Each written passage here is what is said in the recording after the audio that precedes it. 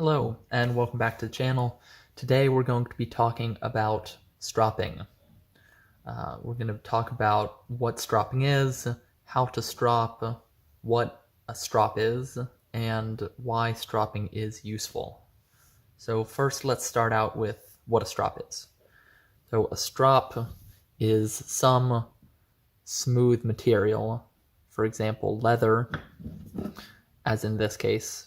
It can also be denim or nanocloth or newspaper. You can also use cardboard as a strop, but it's a smooth material. And in stropping, you take the knife, put it on here matching the secondary bevel angle, and move it along that material in an edge trailing stroke. And in doing that, this material you're stropping against will smooth out any imperfections in the apex or on the secondary bevel. So what we're basically take, if you have dents or anything in here, it will smooth it out. To aid in this process, you can add a compound to your stropping material. This is leather, 6-ounce leather, loaded or attached to a block of wood. And this one is loaded with a 4-micron compound. And this one here is loaded with a 1-micron compound. So this is going to be a higher grit, more polishing power, less cutting. This is going to cut faster, remove more material, but not be as good as high polish. So that's what stropping is. You can make strops out of different things. As I said, these are leather loaded onto wood. You can also load denim onto wood just like this. You can do nano cloth. You can put newspaper. Murray Carter likes to put newspaper and down on a stone and strop with that. You can do it a lot of different ways.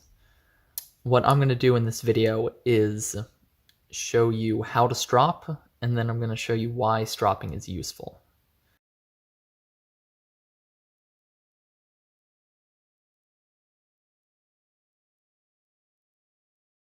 So the basic stropping motion is an edge trailing stroke, like this. Because the stropping material is soft, unlike regular whetstone or diamond plate, something like that, you can't do an edge leading stroke because you'll just cut into leather, obviously.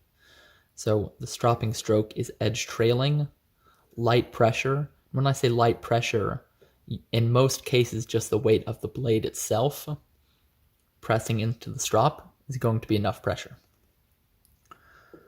So that's it. And you can do it in one stroke and hit the entire cutting edge, or you can break it up and do different sections like this.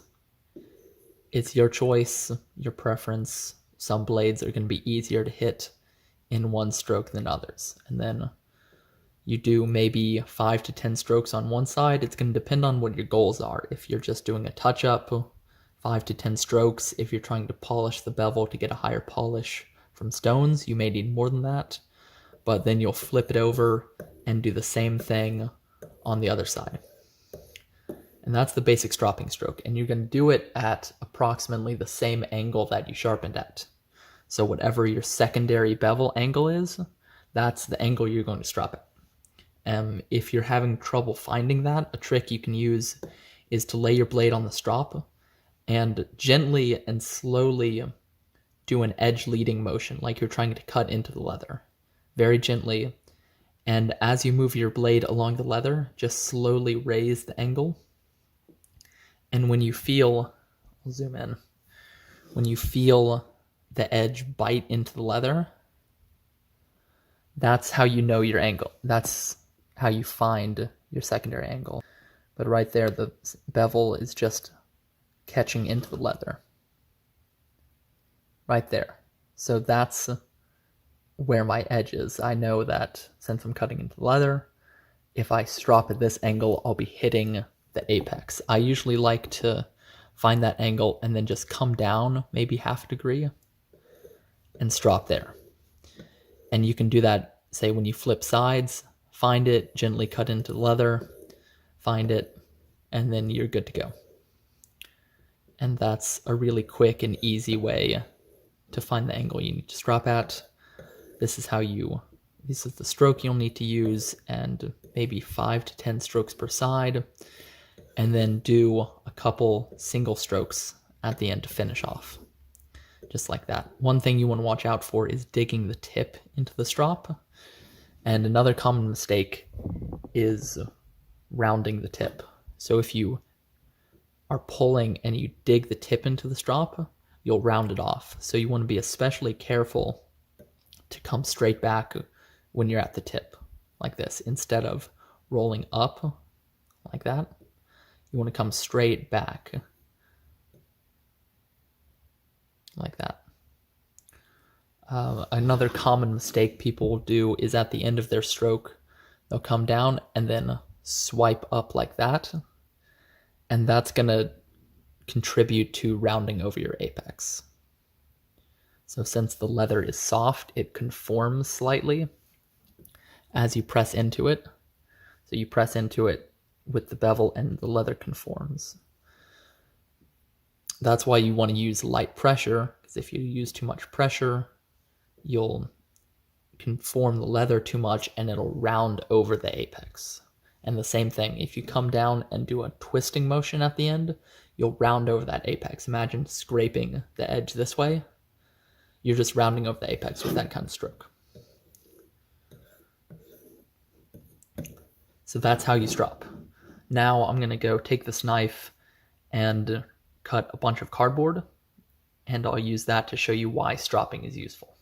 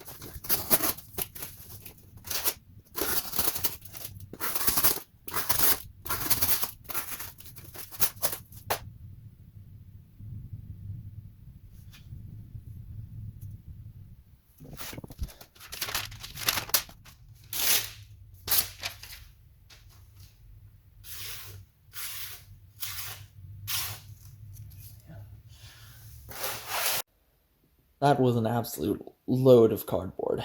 That took a long time. I'll add up how long it actually took and put that on the top of the screen, but see those large boxes? That was 2 1/4 of those large boxes cut about 100 different ways. That took a long time. Okay, got a bunch of cardboard cut up. I got this blade all cleaned off. All the sticky tape residue and junk. And it'll slice this phone book paper, but it's really grabby. It's tearing it a lot. And it's hard to get it to catch, especially in the middle. The tip is still pretty good, and all the way at the heel, it's pretty good. But in the middle, it wants to tear it, and it's not hair shaving anymore in that middle section. Up the tip, it is a little bit, and up the heel. But in that middle section, nothing. So we've achieved our goal of dulling it to the point where I would want to touch this up. It's still a decent working edge, but it's definitely not what I would call sharp, and it could be a whole lot sharper. So this is exactly where you want to bring out the strop, is for your edge has seen some work, it's getting a little bit dull, and you just want to give it that oomph, a little perk up. And what the strop does is it really allows you to extend the time in between proper sharpening sessions, say with your stones or whatever sharpening method you use, or sending it to a pro like me. For example, when you have a strop, you can extend those sharpening, the time between those proper sharpening sessions by a lot. Because it gets to this stage and you strop it back up and it'll come right back to near full sharpness in no time, and you don't have to touch stone, which will save you time or money if you're sending it to someone to be sharpened. And it'll also extend the life of your knife, of the blade, because stropping is a very gentle way to touch up an edge, removes an incredibly small amount of material. So you'll save it from removing that extra material that you would on a stone. Oh, I can already feel that edge coming up a lot.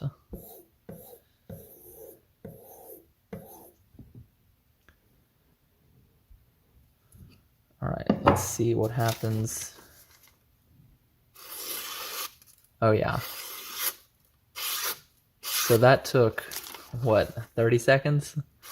And it's not quite as sharp as it was before. I'm going to do a couple more strokes. Take a look at this edge. I'm going to do a couple more here.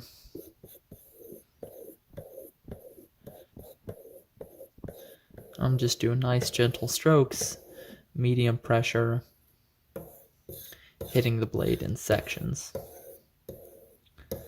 Focusing a little bit more on that middle section because that's what got most of the work.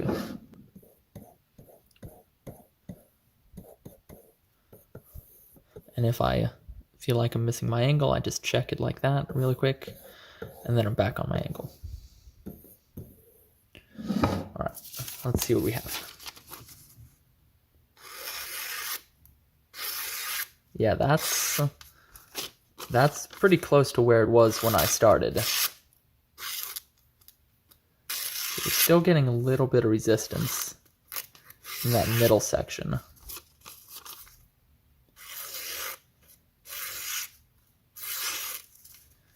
But that's really smooth. And here's how we're looking if we go to do a little hair shaving. Really cleanly shaving hair.